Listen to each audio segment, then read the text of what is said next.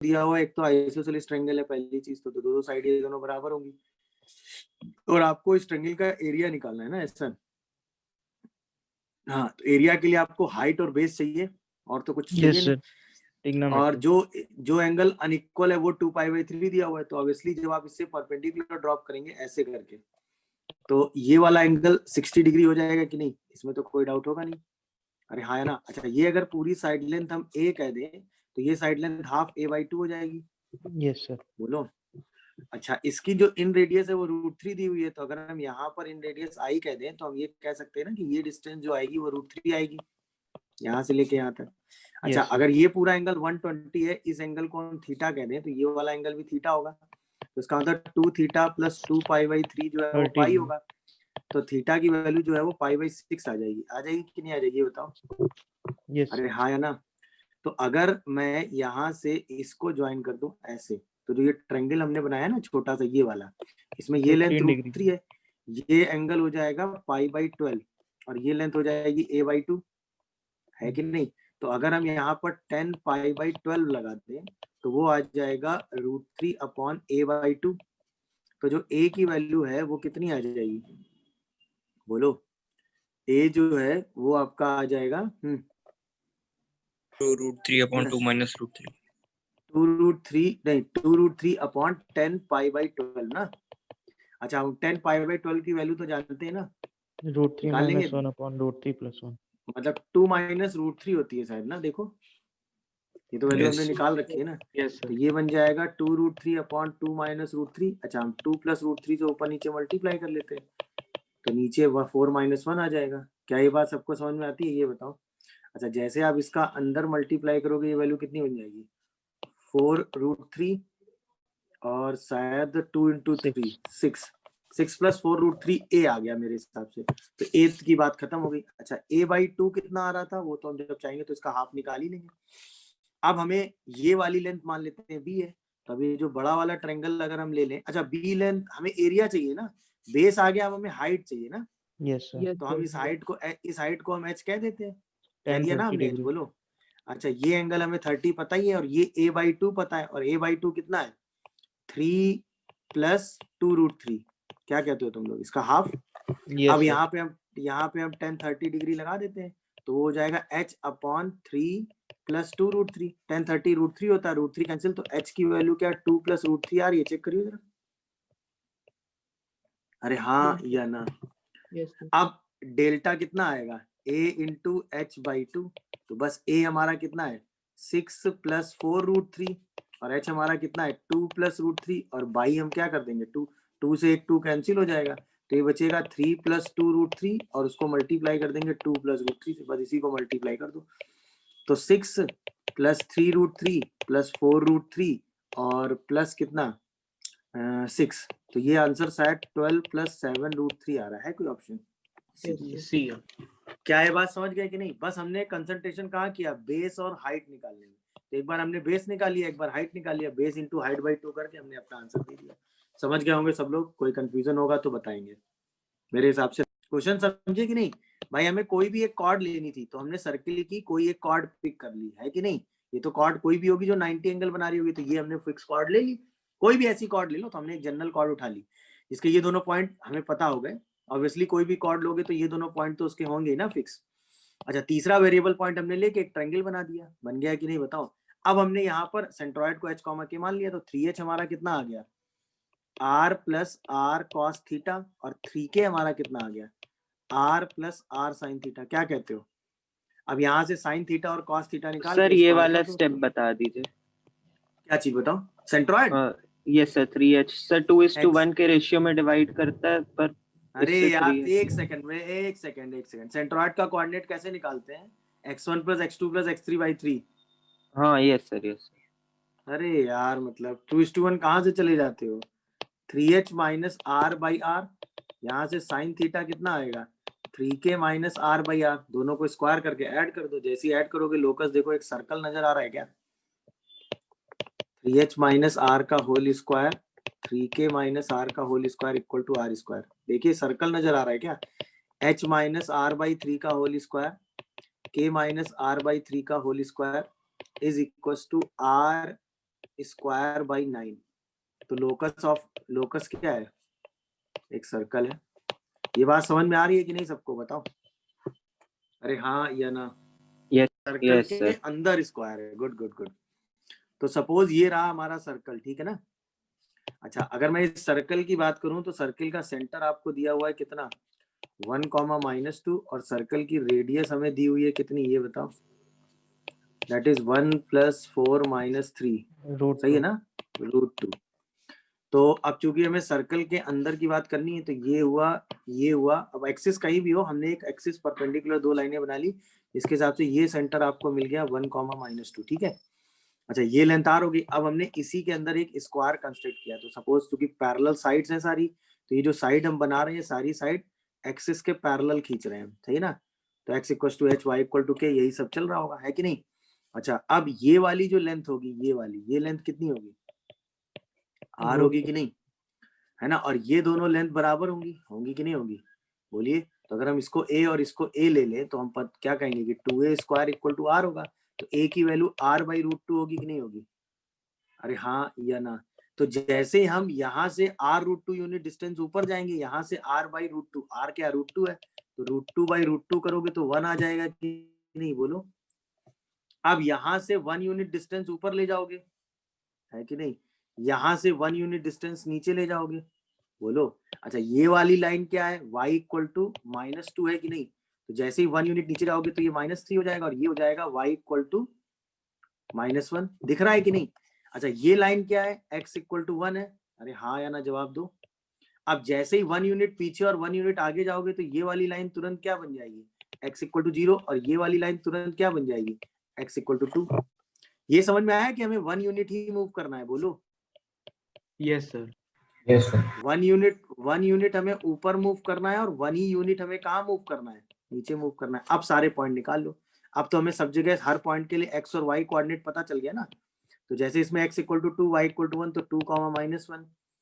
ये वाला पॉइंट कितना हो गया? 2, -3। ये वाला पॉइंट कितना हो गया? 0, -3। ये वाला पॉइंट कितना हो गया? 0, -1। सारे वर्टेक्स हमने निकाल के रख दिए। दिखा क्या? बताओ भाई। कोई कंफ्यूजन, कोई डाउट आ रहा हो तो बोलो भाई। क्वेश्चन समझ में आया कि नहीं सबको? Yes, sir. अच्छा, यहीं पे अगर क्या होता, ये सर्कल के बाहर बन रहा होता तो आंसर क्या होता? बोलो। अगर ये सर्कल जो है इसके बाहर बन रहा होता, आउटसाइड, तब आंसर क्या होता? बोलो। अगर ये ऐसे एक्सिस के पैरेलल चीजें चल रही होती तो आपका आंसर क्या होता? जल्दी बताओ सोच के बोलिए। अगर ये स्क्वायर आउटसाइड बन रहा होता ऐसे करके, तो सर √2 डिस्टेंस पे ले लेते। सर रेडियस हम प्लस माइनस कर देते। हाँ, तब हम सीधा क्या करते? √2 डिस्टेंस पे ऊपर नीचे मूव कर जाते। सही है ना भाई? ये एक पॉइंट हमें कितना दिया था? 1, -2 दिया था। अब हम r यूनिट ऊपर चले जाते, तो √2 यहाँ ऊपर चले जाते, √2 यहाँ नीचे आ जाते, √2 यहाँ साइड में शिफ्ट हो जाते और √2 यहाँ साइड में शिफ्ट हो जाते। तो ये लाइन कितनी थी? y = -2 और x = 1 था। तो ये क्या हो जाता? x = 1 + √2। ये हो जाता x = 1 - √2। ये हो जाता y = -2 + √2। और ये लाइन हो जाती y = -2 - √2। अब सारे पॉइंट तब भी हम निकाल लेते। मेरी बात समझ पा रहे हो कि नहीं भाई? बोलो। क्लियर हुआ कि नहीं भाई? कोई कंफ्यूजन या डाउट हो तो बोलो। तो इनस्क्राइब्ड स्क्वायर करेंगे तो क्या करेंगे? समझ में आ गया। सर्कमस्क्राइब्ड स्क्वायर करेंगे तो क्या करेंगे? ये भी समझ में आ गया। दिमाग में तो वही चलेगा ना भाई। अगर कोई लाइन फिक्स पॉइंट से पास कर रही है, देखो क्वेश्चन पढ़ो। chord of this curve sustain right angle at origin and passes through a fixed point। तो उस फिक्स पॉइंट का आपको कोऑर्डिनेट बताना है। अच्छा, कोई भी कॉर्ड मतलब लाइन अगर एक फिक्स पॉइंट से पास करती है तो लाइन की इक्वेशन किस फॉर्म में होनी चाहिए? L1 + λ/L2। बोलो भाई। तो या तो ऐसे समझ लो, या लाइन की इक्वेशन को क्या मान लो? y = mx + c ले लेते हैं। तो y - mx/c की वैल्यू 1 ले लेते हैं। अच्छा, ये 1 क्यों ले रहे हैं भाई? ये 2 डिग्री कोई भी कर्व होगा उसको कॉर्ड 2 पॉइंट पे कट करेगी ना, और इन्हीं 2 पॉइंट को कहां से ज्वाइन किया गया? देखो, ओरिजिन से, क्योंकि यही एंगल कितना बन रहा है? 90। तो इसका मतलब इस कॉर्ड की हेल्प से इस कर्व को हम क्या करेंगे? होमोजेनाइज। बस होमोजेनाइज कर दो उठा के। तो 4x² okay, y² okay, -x यहाँ पे रखेंगे y - mx/c। +4। ये क्वेश्चन मेरे हिसाब से जब हम लोग स्ट्रेट लाइन पढ़ रहे थे तब हमने किया है क्या? यस सर, आखिरी में करवाया था आपने। हाँ, तो यहाँ पे हम क्या करेंगे, coefficient of x square plus coefficient of y square का सम क्या कर देंगे, 0। क्यों? क्योंकि एंगल क्या बनना है, 90। जैसे ही 0 करोगे देखो m और c में एक रिलेशन आना चाहिए। 4 यहाँ से आएगा और प्लस का m/c शायद यहाँ से आता है, 1 यहाँ से आता है और प्लस का 4/c यहाँ से आता है। देखो तो यहाँ से शायद आ जाता है 5c plus m plus 4 equal to 0। देखिए जरा, अब सीधा कंपेयर मार देना था मेरे हिसाब से। क्या बोलते हो, mx minus Y plus C equal to 0 है और ये है आपका m plus 4 plus 5c equal to 0। तो इसका मतलब x/1 minus y/4 equal to 1/5 है। तो x की वैल्यू कितनी आ रही है, 1/5 और y की वैल्यू कितनी आ रही है, -4/5। तो फिक्स पॉइंट कितना हो गया, 1/5 कॉमा -4/5 है। कोई ऑप्शन ए? समझ में आया कि नहीं भाई, बोलो। एक तो ये तरीका हो गया, या इसी को आप ऐसे भी कह सकते थे भाई, line y equal to mx plus c है तो m की वैल्यू आपने कितनी निकाली, -5c -4। ये उठा के आप रख दो, है कि नहीं। तो y माइनस m की जगह क्या रख दोगे, 5c plus 4 into X plus c equal to 0। देखो सॉरी, -c इक्वल टू 0, सही है ना। अब यहां से देखो y प्लस 4x अलग कर लो, दिख रहा है कि नहीं। c कॉमन करोगे तो 5x माइनस 1 अलग कर लो। अब ये L1 प्लस लैम्डा L2 हो गया कि नहीं। तो ये L1 और L2 के पॉइंट ऑफ इंटरसेक्शन से पास होने वाली लाइन होगी कि नहीं। अरे हाँ है ना। तो x की वैल्यू 1/5 आ गई और y की वैल्यू -4/5 आ गई। दिखा कि नहीं बताओ भाई। ऐसे भी कर सकते हो, या सीधा m और c में रिलेशन निकाल के कंपेयर कर दो, उससे भी कर सकते हो। बात समझ में आ रही है कि नहीं। तो बस ये बात समझनी थी कि कॉर्ड जो है वो ओरिजिन पे 90 एंगल बना रहा है, तो उसके हिसाब से आपको एनालिसिस अपना।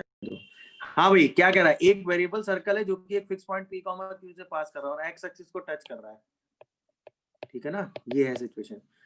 तो अगर x एक्सिस को टच कर रहा है तो इसकी रेडियस मिल जाएगी ना कितनी भाई, इसका सेंटर कितना हो जाएगा, p प्लस h/2 और k प्लस q/2। क्यों? क्योंकि हमें उसके दूसरे एंड का लोकस चाहिए, तो डायमीटर का दूसरा एंड ये हो गया। अरे हाँ या ना। तो ऑब्वियसली अगर ये x एक्सिस को टच कर रहा है तो जो इसका y कोऑर्डिनेट होगा वो रेडियस हो जाएगी। तो रेडियस कितनी हो जाएगी, k प्लस q/2 का मॉड। ये बात समझ में आती है सबको कि नहीं बताओ। अच्छा, जो डायमीटर होगा p माइनस h का whole square plus k minus q का होल स्क्वायर, इसका रूट और इसका बाई 2 करेंगे तो यही k प्लस q/2 आएगा कि नहीं, हाँ या ना बोलो। डायमीटर का हाफ ही रेडियस हो जाएगी, यही hk का लोकस आ गया। देखो p आ गया कि नहीं भाई बताओ। हाँ सर आ गया। ये आ गया आपका p माइनस h का होल स्क्वायर, और जैसे ही दोनों साइड अब 2 से 2 कैंसिल हो जाएगा, दोनों साइड स्क्वायर ओपन करोगे तो ये आएगा k प्लस q का whole square minus k minus q का होल स्क्वायर। तो ये शायद 4kq आ जाएगा, बोलो। और ये तो इसी को लिख देंगे x माइनस p का whole square equal to 4qy। ये आंसर है डी। नहीं समझिए क्या, ये एक मेथड हो गया। मेथड 1 सबको समझ में आया कि नहीं, बोलो। आप लोगों ने यही मेथड लगाया क्या? No sir, no diameter sir, की अलग इक्वेशन निकाल के डायमीटर लगाया की इक्वेशन लिखा ली, x माइनस और p फिर times g x minus h square equal plus, to c कर हाँ दिया। और फिर g चलिए square equal method, to c कर दिया। यस हाँ ये भी चलिए, ये मेथड समझ में आया, पहला वाला मेथड क्लियर हुआ। अच्छा, दूसरे मेथड में हम ये कर सकते थे कि भाई सर्कल है वो एक्स एक्सिस को टच कर रहा है, यही तो है। अच्छा, सर्कल अगर एक्स एक्सिस को टच कर रहा है और हमें डायमीटर के दोनों एंड पता है भाई, हमें एक एंड तो क्वेश्चन में ही दिया हुआ है क्या, p, q, और हमें दूसरे एंड का लोकस चाहिए, दूसरा एंड हमने क्या मान लिया, h, k। तो सर्कल क्या हो गया हमारा, ये तो हमें पता है ना, x minus p, x minus h, y minus q and y minus k equal 0। तो सर्कल की इक्वेशन हम लिख सकते हैं X square plus Y square minus p plus h into X, सही लिखा ना मैं, q plus k into Y minus का।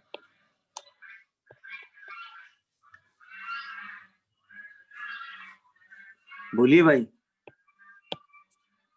और इसके बाद क्या आएगा, P H plus Q K equal to 0, यही तो लिखेंगे, बोलो। अब सर्कल जो है वो टच करता है किसको, एक्स एक्सिस को, और आपने पढ़ा अगर एक्स एक्सिस को टच करता है तो जी स्क्वायर किसके बराबर होता है, सी के।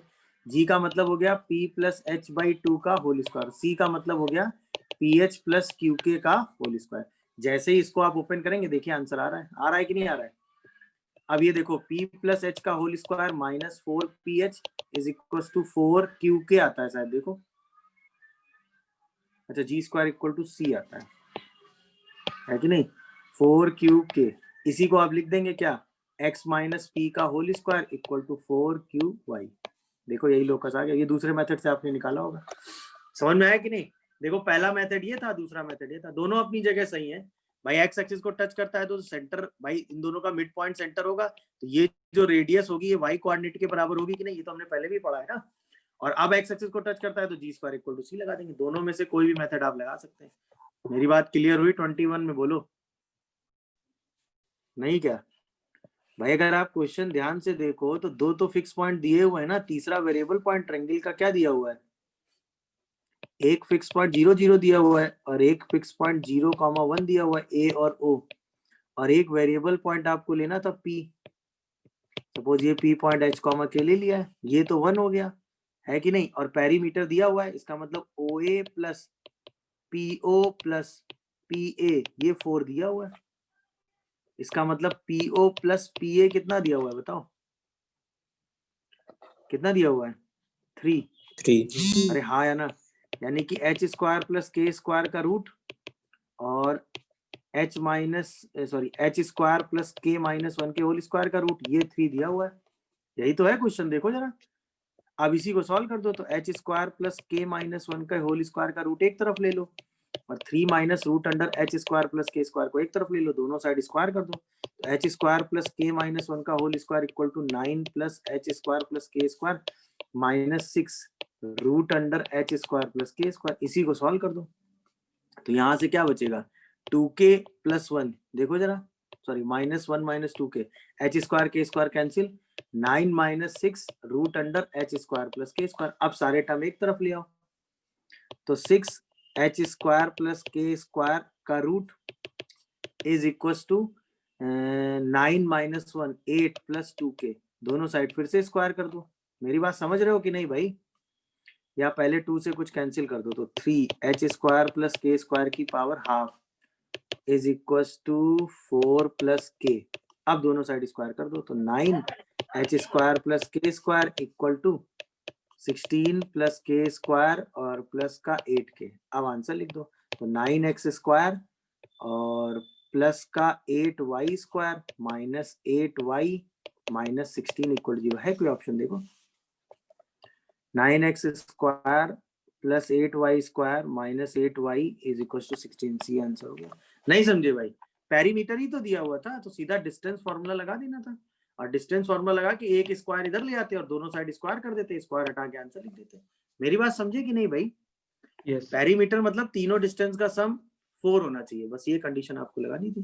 देख लीजिए कोई आप ध्यान से ऑब्जर्व करते जाइएगा सारी चीजें। एक सर्कल है, सही है ना, एक सर्कल है जो कि ओरिजिन से पास कर रहा है और एक्सिस को ए और बी पे कट कर रहा है। तो कुछ ऐसा सर्कल है, एक्सिस को ए और बी पे कट कर रहा है, तो क्या ए बी डायमीटर होगा, मेरा पहला सवाल। क्या ए बी हमारा डायमीटर होगा, क्योंकि एंगल 90 है तो ए बी हमारा डायमीटर होगा, इसमें तो कोई डाउट नहीं होगा ना किसी को। अब ये ओरिजिन है, यहां से ही आपने इस पे फुट ऑफ परपेंडिकुलर ड्रॉप किया, ये इसको हम एच कॉमा के कह देते हैं, तो आपको इसी एच कॉमा के का लोकस चाहिए। यही तो है क्वेश्चन, देखो। अरे हाँ या ना बताओ, बात क्लियर है कि नहीं, कोई कंफ्यूजन या डाउट हो तो बोलो। देख लो भाई सब लोग, यही तो चाहिए ना आपको लोकस। आप ध्यान से ऑब्जर्व देखिएगा, समझिएगा, ये इस लाइन का स्लोप कितना होगा, k by h। तो इसके परपेंडिकुलर लाइन का स्लोप कितना होगा, माइनस एच बाई के।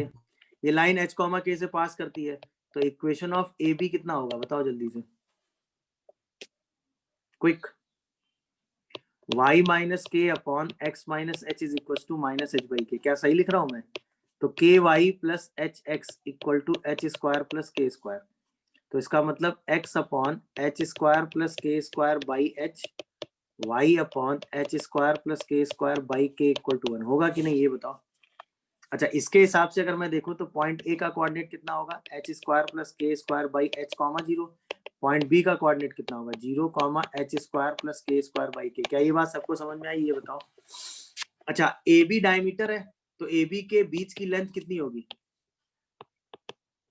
2r, क्योंकि सर्कल की रेडियस कितनी दी हुई है? r। अब ए बी जरा डिस्टेंस फॉर्मूले से निकालो, कितना आएगा? h square plus K square by h का होल स्क्वायर, और h square plus K square by k का whole square is equal to कितना आ जाएगा? 4r square. बस यहीं पे h k का लोकस लिख दो उठा के। दिख रहा है कि नहीं बताओ भाई? तो X square plus Y square का whole square common, 1/x square 1/y square equal to 4r square. इसी को थोड़ा सा सिंप्लीफाई करोगे तो X square plus Y square का whole cube equal to 4r square X square Y square. ये आपका आंसर आ जाएगा। आंसर क्या हो गया? बी।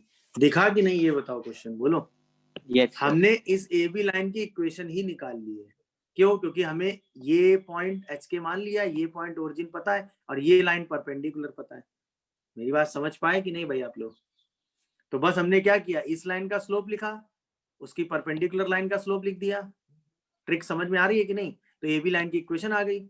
ए और बी एक्स और वाई के इंटरसेप्ट थे, वो आ गए। ए और बी दोनों पॉइंट आ गया, दोनों के बीच की डिस्टेंस आ गई, और वो डिस्टेंस हमें कांस्टेंट पता ही है। अब ये एच के और कांस्टेंट में एक इक्वेशन आ गई है, इसी में एच को एक्स और के को वाई से रिप्लेस करके लोकस लिख दिया। दिखा कि नहीं कोई मतलब अब हम आगे चलकर ये एक्सप्रेशन बनाया करेंगे। टी, कहीं हम टी का एक्सप्रेशन लिखेंगे, कहीं हम S1 लिखेंगे, है ना?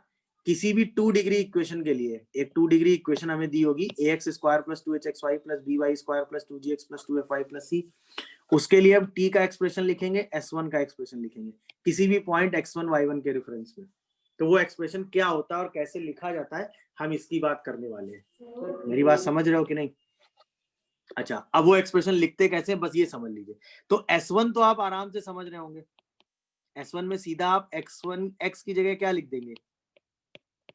x1, और y की जगह सीधा क्या लिख देंगे बोलो? y1। तो आपको एक एक्सप्रेशन मिल जाएगा। उसी एक्सप्रेशन को आप क्या नाम देंगे? S1। यानी S1 के लिए हमने क्या किया बताओ? Put x1 y1 on expression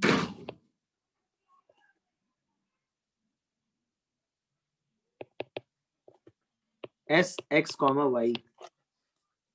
सही है ना? मतलब x1 y1 हम एस एक्स कॉमा वाई के एक्सप्रेशन में रख दें तो हमें S1 मिल जाएगा। ये बात सबको समझ में आ रही है भाई? क्या ये S1 वाले एक्सप्रेशन की बात हम में से सबको समझ में? yes, sir. अब हम बात करते हैं फॉर टी। अब हमें टी के लिए क्या करना होगा?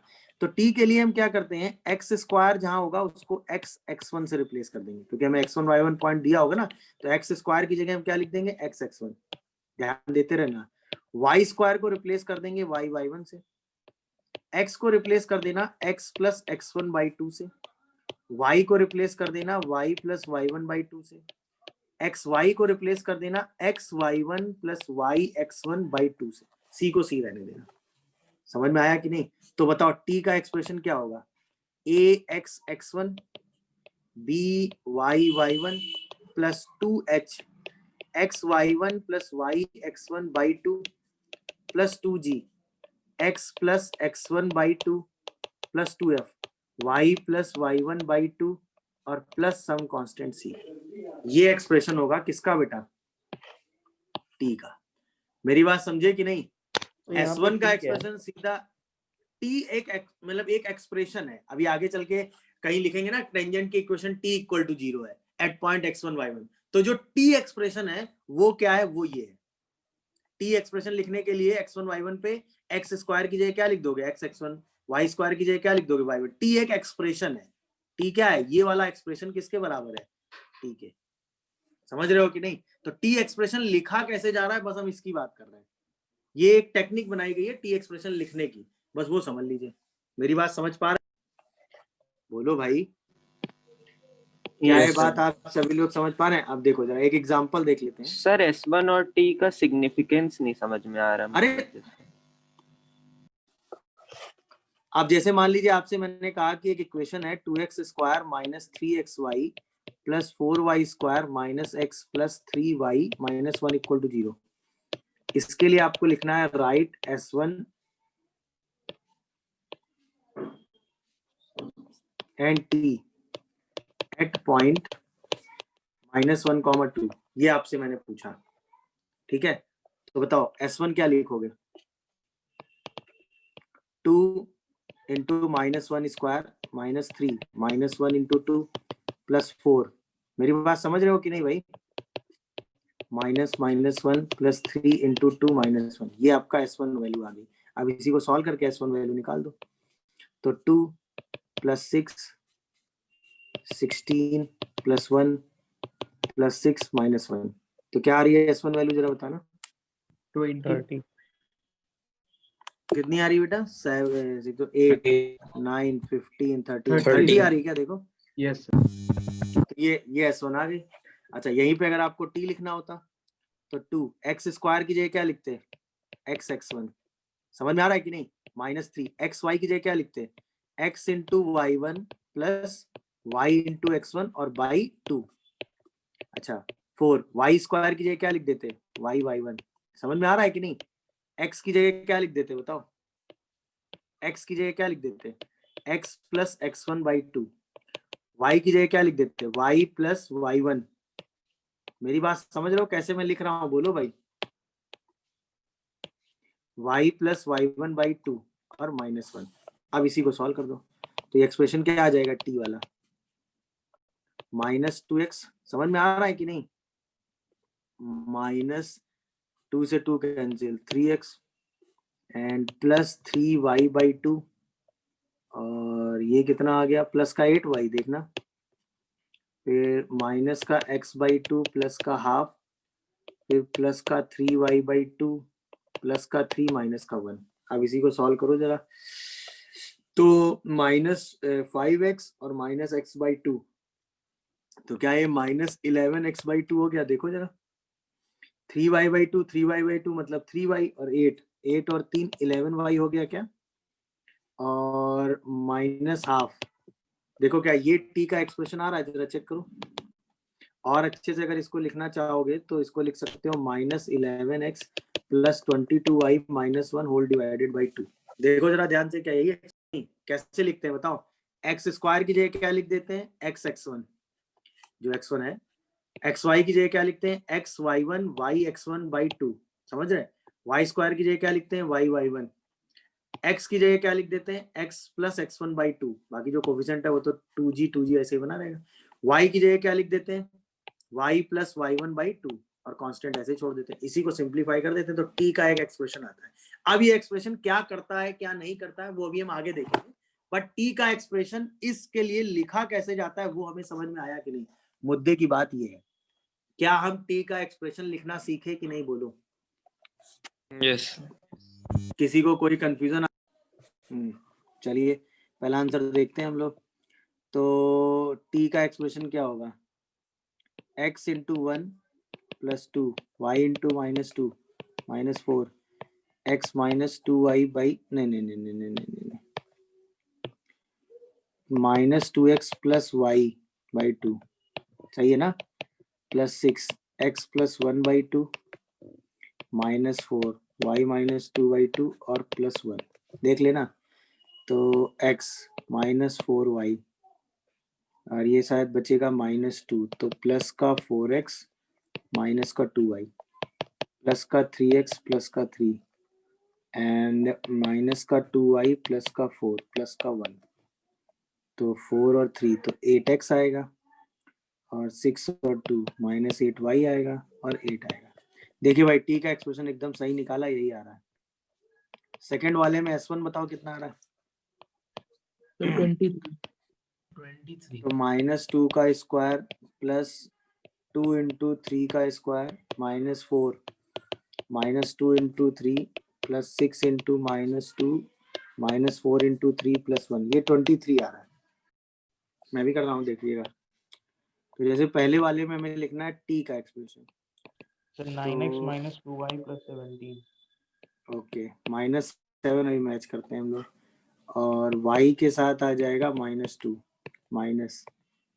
-7y -2x/2, चेक करना जरा। Plus 3x -7/2 minus y -2/2 plus 1, ये आ रहा है शायद। तो -14x -4y and plus 7y plus 2x plus 3x minus 21 minus Y plus 2 plus 2। देखो ये आ रहा है क्या? तो माइनस 14x माइनस 11x 5, तो कितना बचा? माइनस 9x एंड 7 और 2 प्लस का 2y, देखते जाना, और प्लस का 17 माइनस का 17। देखिए टी का एक्सप्रेशन ये आ रहा है, minus 9x plus 2y minus 17, यही आ रहा है क्या? देखो गुड। सेकेंड वाले में S1 कितना आ रहा है? 8 का स्क्वायर प्लस 5 का square minus 8 into minus 5 plus 3 into 8 minus minus 5 plus 1, कितना आ रहा है बेटा? 159। Yes sir. इसको ओपन करके हमने क्या लिखा? X square plus 2y square, सही लिख रहा हूँ क्या मैं? Minus 4x minus 4x minus 20y आ रहा है क्या? प्लस 53। यस सर, प्लस 53, ये ऐसा आ गया। अब Yes. पहला वाला देखो, टी का एक्सप्रेशन लिखो, क्या लिखोगे बोलो? Minus 9x plus 2 y into 2 minus 4 x minus 9/2 minus 20 y plus 2/2 minus 53, तो माइनस 9x प्लस 4y, हाँ माइनस 9x प्लस 4y और 2 minus 2x plus 18 minus 10y plus minus 20 plus 53, तो एक्सप्रेशन क्या आएगा जरा बताना? माइनस 11 माइनस का 11x, good. आगे माइनस 6y माइनस का 6y, वेरी गुड। आगे प्लस 51। प्लस 51, देखो ये आ रहा है क्या? 51 नहीं आ रहा है? नहीं सर 51 ही है। देखो ये टी का एक्सप्रेशन आ रहा है। क्या एक्सप्रेशन सभी लोगों ने लिख लिया? ये बताओ। गुड। सेकंड वाले में S1 बताओ कितना आ रहा है? तो 9, ये तो 0 ही हो गया, एंड 12 और प्लस 53, देखो यही आ रहा है क्या? 74। यही आ रहा है ना? नहीं देखो भाई, यही आ रहा है क्या? Yes Yes, sir, sir. 74। Yes sir 74। देखिए ये हो गया। अच्छा, अब एक टेक्निक है, मतलब जिसको आप यूज कर सकते हैं, वो ये यूज कर सकते हैं कि अगर s का एक्सप्रेशन x माइनस ए का होल स्क्वायर, मतलब कुछ भी ले लो, जैसे हमने यहाँ ले लिया k1 times and k2 times of y minus B का whole square equal to C है, और हमें लिखना है for t eight x1, y1, तो हम t का एक्सप्रेशन ऐसे लिखते हैं, k1 एक x माइनस ए लिखते हैं, एक बार x1 माइनस ए ले लेते हैं, k2 एक बार y माइनस बी ले लेते हैं, एक बार y1 माइनस बी ले लेते हैं, और माइनस सी। ये शॉर्टकट है। मेरी बात समझ पा रहे हो कि नहीं? मतलब आप ये कैलकुलेशन बचाने के लिए इस केस में ये काम ऐसे कर सकते हैं। बोलो। तो यहाँ पे आप सीधे क्या लिखते हैं? x माइनस ए का होल स्क्वायर था कि नहीं था? बोलो। तो इसकी जगह एक बार x माइनस ए लिखते हैं, और एक बार इस x की जगह क्या लिख देते हैं? x1। एक बार y माइनस बी था, और एक बार उसको क्या लिख देते हैं? y1 माइनस बी, और माइनस सी लिख देते हैं। दिखा कि नहीं? बोलिए हाँ या ना। तो यही एग्जांपल अगर आप इस क्वेश्चन में ऑप्ट करो, एग्जांपल देखना, सेम आंसर आ जाएगा। ऑप्ट करूं मैं? बोलिए। तो अगर मैं इसके लिए टी का एक्सप्रेशन लिखूं तो क्या लिखोगे? x माइनस 2 x प्लस 9, समझ रहे हो कि नहीं? नहीं सॉरी सर माइनस 9 माइनस 2 और फिर 2 y माइनस 5, और इस y की जगह क्या लिख दोगे? 2 और माइनस 1।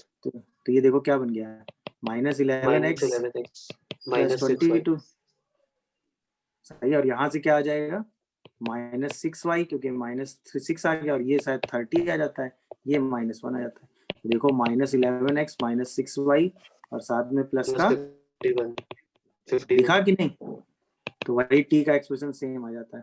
तो ये एक्चुअल में वही है। इसको सिंप्लीफाई जब आपने किया ना, तो उसमें कॉमन लेके सेम ऑब्जर्वेशन। तो इस सिचुएशन में आप टी का एक्सप्रेशन ऐसे लिख सकते हैं।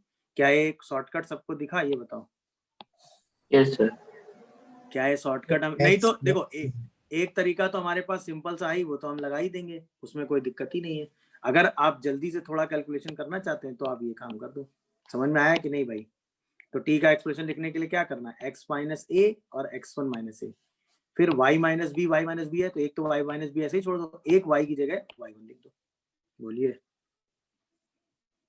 की टेंजेंट है तो इसका मतलब if line l equal to 0 is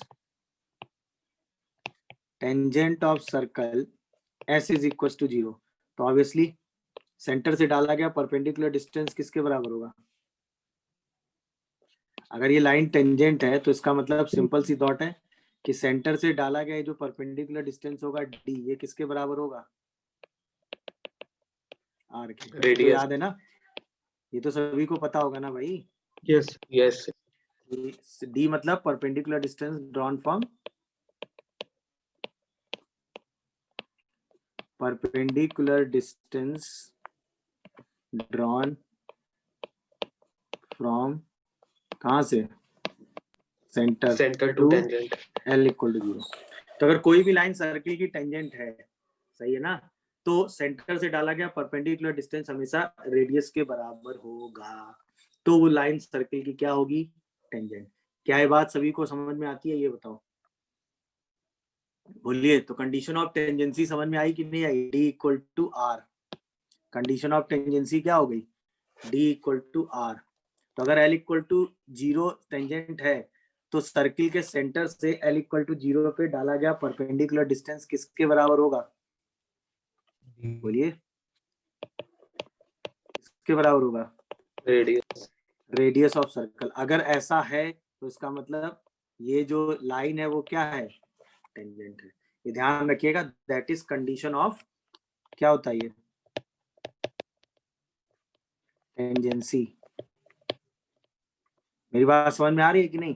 तो कंडीशन ऑफ टेंजेंसी का मतलब d इक्वल टू r, सही है। जैसे एक सिंपल सा क्वेश्चन आपसे पूछा गया, find range of lambda if 3x plus 4y equal to lambda is the tangent of circle x square plus y square, ठीक है ना, minus 2x plus 4y minus 3 equal to 0। इसकी टेंजेंट है ये लाइन, ठीक है, तो लैम्डा की वैल्यू क्या होगी? ये क्वेश्चन आपसे पूछा गया। तो ऑब्वियसली अगर ये लाइन टेंजेंट है तो इसका मतलब, अगर ये लाइन टेंजेंट है तो इसका मतलब सर्किल का सेंटर कितना हो गया? 1 कॉमा माइनस 2। सर्किल की रेडियस कितनी हो गई? 1 प्लस 4 प्लस 3 2√2। दिख रहा है कि नहीं ये बताओ? तो सेंटर से लाइन पे डाला गया परपेंडिकुलर डिस्टेंस कितना आ गया? 3 माइनस 8 माइनस लैम्डा का मॉड डिवाइडेड बाई 5। और ये किसके बराबर होना चाहिए? बोलिए, ये किसके बराबर होना चाहिए? रेडियस के। हाँ या ना? तो लैम्डा प्लस 5 का मॉड बाई 5 किसके बराबर होना चाहिए? 2√2। तो लैम्डा प्लस 5 का मॉड किसके बराबर होना चाहिए? 10√2। मेरी बात समझ पा रहे हो कि नहीं ये बताओ? तो इसका मतलब लैम्डा किसके बराबर होना चाहिए? बताओ। -5 प्लस माइनस 10√2 के। क्या ये आंसर आप सभी को समझ में आया? ये बताओ, बोलो। Yes, sir. भाई सिंपल सी बात है, परपेंडिकुलर डिस्टेंस निकाल ली सेंटर से इस लाइन पे। ये समझ में आया कैसे निकाली भाई? परपेंडिकुलर डिस्टेंस का फॉर्मूला याद है कि नहीं सबको? बोलो, अरे बताओगे? Yes, sir. Yes. और वो परपेंडिकुलर डिस्टेंस किसके बराबर होनी चाहिए? रेडियस के। Radius. परपेंडिकुलर डिस्टेंस को रेडियस के बराबर किया, वहां से लैम्डा की वैल्यू निकाली। तो जब लैम्डा ये होगा तब ये लाइन इसकी टेंजेंट होगी। मेरी बात क्लियर हो रही है कि नहीं ये बताओ? तो हम इक्वेशन ऑफ टेंजेंट निकालें। अब जरा डिस्कशन देखते जाइएगा। मतलब हमें एक सर्कल के लिए टेंजेंट निकालनी है, वो भी किसी पॉइंट x1, y1 पे। सपोज ये पॉइंट x1, y1 है, तो टेंजेंट यही लाइन होगी। अच्छा, सर्किल का सेंटर 0, 0 है, तो हमें इसके परपेंडिकुलर लाइन तो निकालनी है। अच्छा, अगर x1, y1 point on the circle है तो x1 square plus y1 square minus r square किसके बराबर होगा? 0 के। 0. होगा। अच्छा, इस लाइन का अगर हम स्लोप देखें तो y1 बाई x1 होगा, तो टेंजेंट का स्लोप कितना होगा? -x1 by y1। तो अगर मैं इक्वेशन ऑफ टेंजेंट आपसे बोलूं तो आप क्या लिखेंगे बताइए? y माइनस Y one upon X minus X one equal to minus X one by Y one. तो इसका मतलब Y one minus Y one square equal to minus X one plus X one square. इसका मतलब X one plus Y one equal to X one square plus Y one square. अच्छा, X one square plus Y one square किसके बराबर है बताओ? Are square के। तो इसका मतलब X one plus Y one minus R square equal to 0। यही तो टेंजेंट आ गया। अरे हाँ या ना? अब ध्यान से जरा देखना, क्या ये टेंजेंट t इक्वल टू 0 लिखा है? बोलो। यानी कि equation of tangent at x1 comma y1 for circle s is equal to 0 is t equal to 0। क्या ये बात आपको समझ में आई? ये एक्सप्रेशन t लिखा है कि नहीं, बस ये बताओ मुझे। देखो, यस सर। अगर आप इस x1 y1 पे ये t एक्सप्रेशन लिखोगे तो क्या लिखोगे? x1 y1 और r स्क्वायर। ऐसे दिखा कि नहीं? बट ये x1 y1 पॉइंट होना कहाँ चाहिए? On the circle. तब हम इक्वेशन ऑफ टेंजेंट ये लिखते हैं। मेरी बात समझ में आ रही है कि नहीं? बोलो, बोलिए भाई। यानी अब ये बात सबको दिखी कि नहीं? मुद्दे की बात ये बताओ। अब मैं अगर आपसे पूछूं equation of tangent at x1 comma y1, ये कहाँ है? लाई ऑन सर्कल है। ये चेक भी कर सकते हो पॉइंट सेटिस्फाई करा के। For circle x square plus Y square plus 2gx plus 2fy plus c equal to 0। क्या लिखोगे जल्दी बताओ? x1 plus y1 plus 2gx plus x1 by 2 plus 2fy plus y1 by 2 plus c equal to 0। तो यही expression t equal to 0 होगा कि नहीं? अरे हाँ या ना? Yes sir. तो बस अब ये t का इंपॉर्टेंस समझ में आया क्या था? बोलिए। तो अगर हमें इक्वेशन ऑफ टेंजेंट लिखनी है किसी भी सर्कल के लिए, चाहे ये सर्कल हो चाहे ये सर्कल हो, एक पॉइंट x1 y1 पे, बट वो पॉइंट ऑन द सर्कल होना चाहिए। तो हम अब ये कैलकुलेशन नहीं करते हैं, हम डायरेक्ट उस इक्वेशन को क्या लिखते हैं? t equal to 0। और t का एक्सप्रेशन तो हमें लिखना आता ही है, वो एक्सप्रेशन लिख के इक्वल टू 0 कर देंगे, तो वही हमें इक्वेशन ऑफ टेंजेंट मिल जाएगी। कहां पर? कहां पर मिल जाएगी भाई? At point x1 comma y1। क्या ये बात आप सभी को समझ में आई भाई? बोलिए। किसी को कोई कंफ्यूजन या डाउट आ रहा हो तो ये t इक्वल टू 0 कॉन्सेप्ट कब लगेगा? जब वो पॉइंट कहाँ होगा? On the circle. अगर वो पॉइंट ऑन द सर्कल नहीं है, मतलब S1 0 नहीं है, तब तक ये कॉन्सेप्ट नहीं लग सकता। तो सबसे पहले आपको ये चेक करना पड़ेगा कि पॉइंट ऑन द सर्कल है या नहीं। अगर है तो सीधा t इक्वल टू 0 लगा दो। चलो अब इसका आंसर बताओ, k की वैल्यू बोलो जल्दी से। आपको समझ में आया कि नहीं? सबसे पहले आपने सर्किल लिखा होगा x square Y square minus 10x equal to 0, यही तो लिखा होगा। यस तो इस सर्किल का सेंटर आपको मिल गया होगा कितना? 5,0 और रेडियस कितनी मिल गई होगी? 5। अब इसके बाद लाइन जो है वो आपकी क्या दे रखी है? 3x plus 4y minus k equal to 0। Line tangent है तो इसका मतलब परपेंडिकुलर डिस्टेंस आपने निकाली होगी, तो 15 माइनस k का मॉड डिवाइडेड बाई 5, इसको 5 के बराबर कर दिया होगा। तो k minus 15 equal two plus minus 25 आया होगा। तो k की वैल्यू प्लस माइनस 25 प्लस 15 आ रही है, देखियो जरा। Yes sir. इसका मतलब k की वैल्यू कितनी आ रही है? या तो 40 आ रही है और या फिर 10 आ रही है। नहीं, -10। हाँ, या तो -10 आ रही है या 40 आ रही है, देखो जरा। तो सबसे पहले ये चेक करो कि 4,1 लाई कर रहा है कि नहीं। तो अगर हम इस एक्सप्रेशन को कह दें S1 S है, तो S1 कितना आ जाएगा?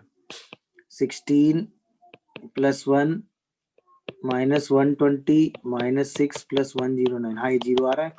इसका मतलब 4,-1 लाई ऑन सर्कल। तो बस इक्वेशन ऑफ टेंजेंट क्या हो गई? बोलो, t इक्वल टू 0।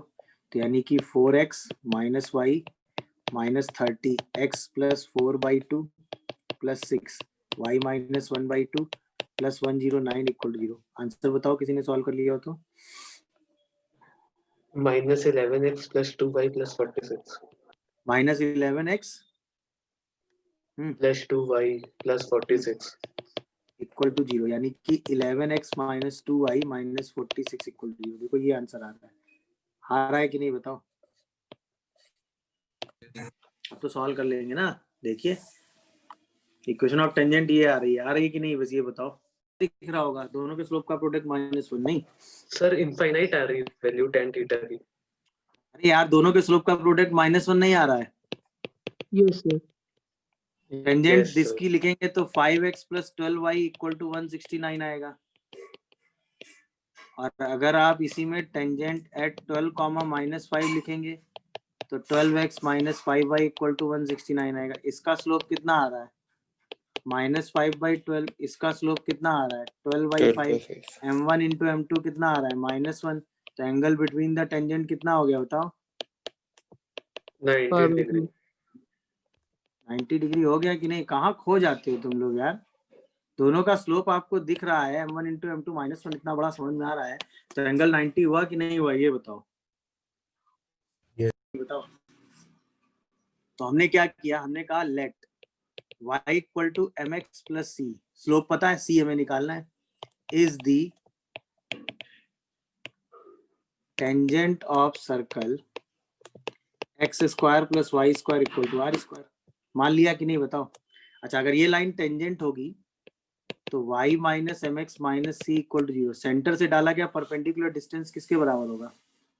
रेडियस के। तो जो d आएगा वो आ जाएगा mod c by root under 1 plus M square, और वो किसके बराबर होगा? r के। तो मॉड c की value r root under 1 plus M square आएगी कि नहीं? तो इसका मतलब c की value plus minus r root under 1 plus M square आएगी कि नहीं? तो इसका मतलब हमने क्या देखा, equation of m slope tangent for circle x square plus Y square equal to r square is क्या होगी? y is equal Plus to minus क्या होगी? R. y is equal to m x plus minus r root under 1 plus M square. ये बात आपको समझ में आ रही है कि नहीं, बस ये बताओ। Equation of m slope tangent for this circle. तो m और r हमें दोनों पता होंगे, तो हम डायरेक्ट ये आंसर लगा देंगे कि नहीं बताओ। अगर हमें m और r दोनों वैल्यू पता होंगी तो डायरेक्ट ये आंसर लगाया जा सकता है कि नहीं? अरे हाँ या ना, इस सर्कल के लिए। क्लियर हुआ कि नहीं बोलो, हाँ या ना। तो अगर ये सर्कल आपके सामने होगा x square plus Y square equal to r square, तो y equal to m x plus minus r root under 1 plus M square आप लिख दोगे। m स्लोप आपको टेंजेंट का पता होगा, r रेडियस सर्कल की पता होगी, m और r लिख के आप सीधा आंसर लगा दोगे। मेरी बात समझ में आ रही है कि नहीं? अच्छा ये बात क्लियर है सबको, बोलो। इसमें किसी को कोई कंफ्यूजन हो? क्वेश्चन देख लिया सबने? तो अगर आपकी लाइन जो है वो 60 डिग्री एक्स एक्सिस से बनाती है, तो इसका मतलब लाइन का स्लोप कितना हो गया? 1060 मतलब √3 हो गया कि नहीं? तो इक्वेशन ऑफ टेंजेंट क्या है? y is equal to √3x। हाँ y is equal to √3x plus minus r कितना हो गया? 3। r भी √3 हो गया और root under 1 plus 3। Yes, sir. यानी कि y equal to x √3 plus minus 2√3। ये आंसर आ रहा है कि नहीं बताओ? 2√3. Yes, sir. इसमें किसी को कोई कंफ्यूजन आ रहा हो तो बोलो। r और m आपको पता चल गया, y equal to m x plus minus r root under 1 plus M square लगा के आप सीधा आंसर लिख देंगे। ये मेरी बात सबको क्लियर हुई कि नहीं? अच्छा अब हम यही Yes, बात sir. करते हैं for circle x square plus Y square plus 2gx plus 2fy plus c equal to 0 की बात करते हैं। तो अब मुझे जरा सोच के जवाब देना, इस सर्कल का सेंटर कितना होता है? -g minus f। इस सर्कल की रेडियस कितनी होती है? Root under g square plus f Root square G minus square c। plus F square minus C. सबसे पहले आप सर्कल का सेंटर और रेडियस लिखेंगे, तो सर्कल की इक्वेशन हो जाएगी x प्लस जी का whole square y plus F का whole square equal to capital are square. हाँ है ना? अब हम क्या करेंगे, कैपिटल x मान लेंगे x प्लस जी को, कैपिटल y मान लेंगे y प्लस एफ को। तो ये इक्वेशन बन जाएगी capital x square capital y square equal to capital are square. अब जरा मुझे सोच के जवाब देना, equation of m slope tangent क्या होगा? किसके लिए? For capital x square capital y square equal to capital are square के लिए, बोलो।